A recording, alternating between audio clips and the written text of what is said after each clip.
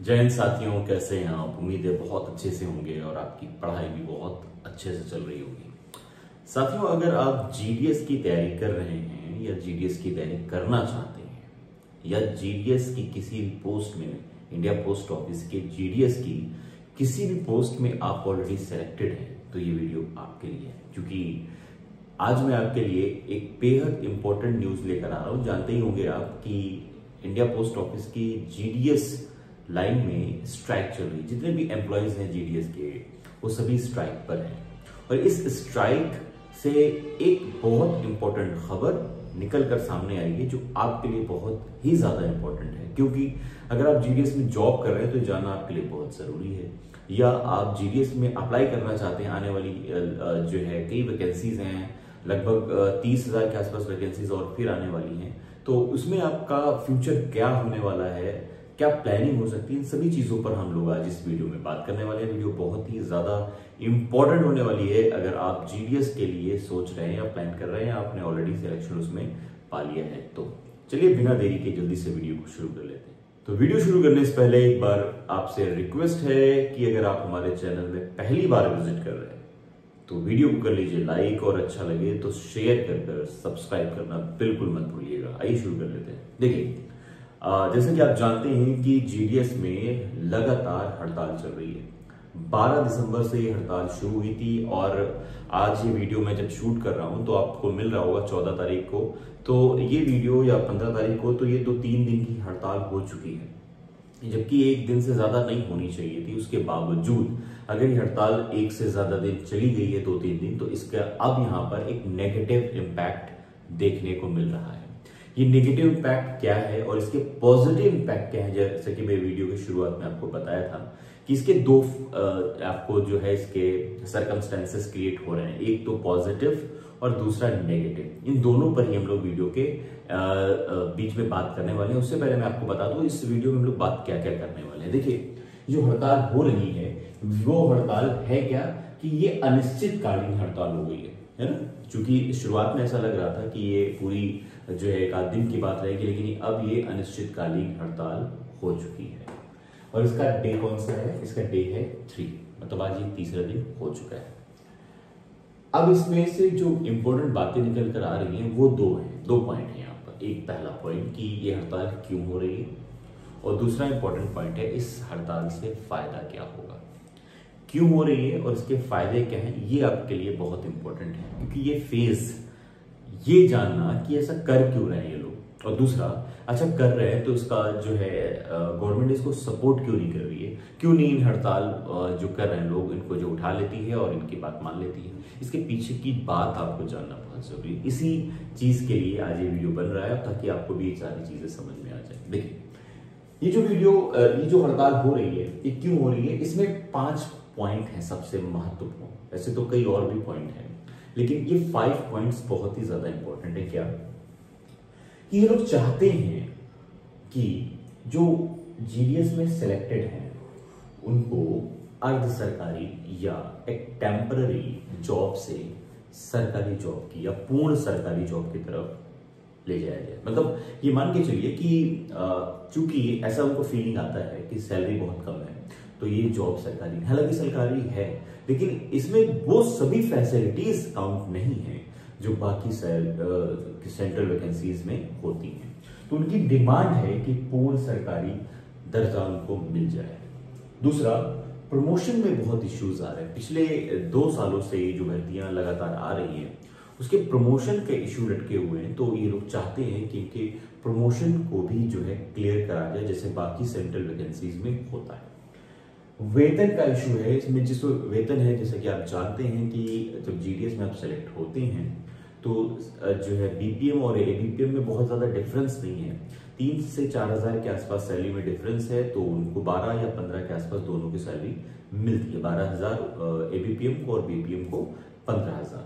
तो ये सैलरी क्या सेंट्रल वैकेंसीज के बाकी पोस्ट में भी ऐसे ही होता है? बिल्कुल नहीं, वहां तो अच्छी खासी सैलरी मिलती है। ठीक है, सो क्या जो है इनको परमानेंट जॉब की तरफ ले जाया जाएगा, क्या उनकी सैलरी भी बढ़ेगी, ये डिमांड है उनकी।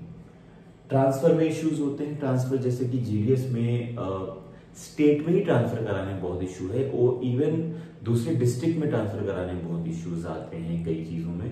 तो ये भी बहुत बड़ा इशू है, इसको भी टैकल करना है। और भत्ते जो भी अलाउंसेस हैं वो पूरे अलाउंसेस नहीं मिल पा रहे हैं उनको, जो अलाउंसेस बाकी सेंट्रल वैकेंसीज में मिलते हैं। अच्छा, ये हड़ताल हो गई या हो रही है या निश्चितकालीन हड़ताल है, इसके फायदे क्या होंगे, इसके लाभ क्या होंगे, इसके जो कॉन्सिक्वेंसेज हैं इससे मिलेगा। देखिए इतनी आसान भी नहीं है, क्योंकि अभी जो बयान निकल कर आया था, जो सेक्रेटरीज हैं जीडीएस के, उनमें से जो रिटायर्ड सेक्रेटरीज हैं उनका बयान आया था कि जितने भी जीडीएस के एम्प्लॉयज हैं उन सभी को इसमें साथ देना चाहिए। हालांकि उनको इसमें प्रेशर भी आने वाला है, क्योंकि जो भी डोमिनेटिव अथॉरिटीज होती हैं वो कतई नहीं चाहते कि आप जो है इजीली सभी डिमांड्स मान लें, तो वो आपको दबाएंगे। हो सकता है आपकी जॉब पर भी खतरा आए, हो सकता है आपको जो है थ्रेट मिले, धमकी मिले, लेकिन उनका ये भी कहना था कि अगर आप यूनाइटेड रहे तो डेफिनेटली आप खुद के लिए भी बहुत अच्छा कर ले जाएंगे। और दूसरा, जो नए भर्ती आने वाली है, जो नए बच्चे आने वाले हैं, जो नए स्टूडेंट्स सेलेक्ट होकर आने वाले हैं, उनके लिए भी एक विंडो खोल देंगे, एक डोर खोल देंगे अच्छाई का, ताकि उनको भी एक सम्मान जॉब मिले जैसे कि दूसरे सेंट्रल वैकेंसीज में होती है, या इवन दूसरा इंडिया पोस्ट ऑफिस के दूसरे वैकेंसीज में होता है ना, वैसे ही। ठीक है, तो इसके लाभ देखिए क्या होंगे, जो बहुत इंपॉर्टेंट है। ठीक है, लाभ देखिए क्या है। अगर आपने पूर्ण सरकारी दर्जा प्राप्त कर लिया, इनकी डिमांड मान ली गई ना, तो जानते क्या होगा, जो केंद्र सरकार की बाकी वैकेंसीज हैं, चाहे एसएससी की हो, बैंक की हो, सीपीएसआई हो, यूपीएससी हो, या किसी और बैंक्स में ले लीजिए, है ना, या इंडिया खुद के पोस्ट ऑफिस में ले लीजिए, उन सभी के लेवल पर आपको ये ले लिया जाएगा और अच्छी खासी आपकी जो ग्रोथ होगी सैलरी में, बहुत सारे फायदे होंगे। आप जानते हैं भारत सरकार की नौकरी करना, वो भी जो है इंडिया पोस्ट ऑफिस जैसी जगह पर प्रेशर कम रहता है, बहुत आसान है, बहुत बेहतरीन, मतलब आसान का मतलब बहुत आसान से लाइफ हो जाएगी आपकी। तो होप फॉर गुड कि ऐसा हो जाए। दूसरा है कि यहाँ पर है कि प्रमोशन जल्दी हो। प्रमोशन जल्दी का मतलब ये हो गया कि अगर आप सेलेक्ट होते हैं ना जीडीएस में, तो फिर जीडीएस से बीपीएम, एबीपीएम, फिर इतना प्रॉब्लम आता है ना कि आप पूछिए मत। लेकिन अगर इजीली यहाँ पर ये बातें मान ली गई, तो फिर आप ये सभी पोस्टों में जल्दी से जल्दी प्रमोशन पा जाएंगे। ठीक है, इसका मैंने ऑलरेडी वीडियो बना दिया है, आप प्रमोशनल वीडियो अपने देख पा रहे होंगे अपनी स्क्रीन पर यहाँ पर।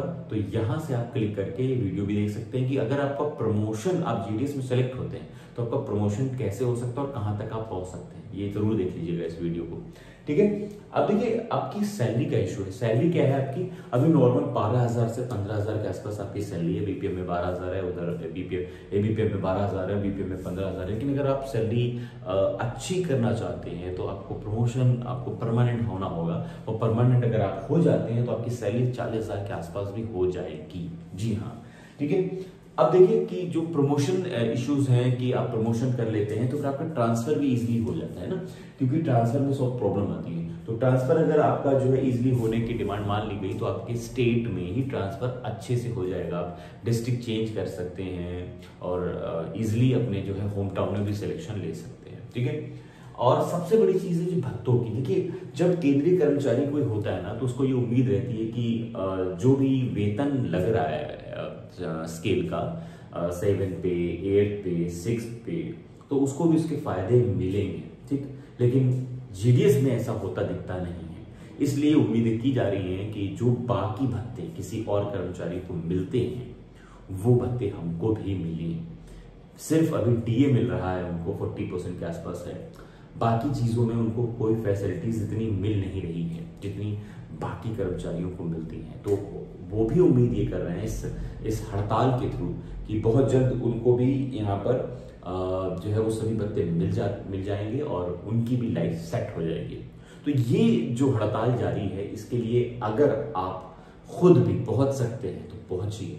अगर आप किसी तरह सपोर्ट कर सकते हैं, सपोर्ट करिए, क्योंकि ये डिमांड आपकी भी हो सकती है। आप कह भले ले रहे हो, अगर जीडीएस का फॉर्म डाल रहे हैं तो डेफिनेटली आप भी चाहते होंगे कि आपको पूर्ण सरकारी नौकरी का दर्जा मिले, वो भी केंद्र सरकार की।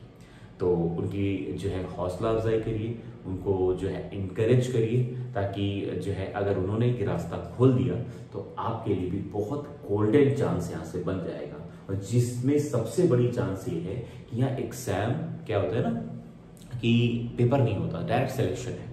तो एक यहाँ पर मैंने कहा ना कई पॉइंट्स हैं, उसमें एक पॉइंट ये भी है कि सिलेक्शन मेरिट बेस पर है, और जो कोविड के टाइम पर सिलेक्शन जो उन्होंने बहुत अच्छे नंबर ले लिए हैं ना, तो उनका भी सिलेक्शन बहुत जल्दी हो जा रहा है। तो एक यहाँ पर ये भी डिमांड चल रही है कुछ ऐसा मार्क्स का एक क्राइटेरिया सेट किया जाए जिससे जो है सभी तरह के लोगों का फायदा मिले।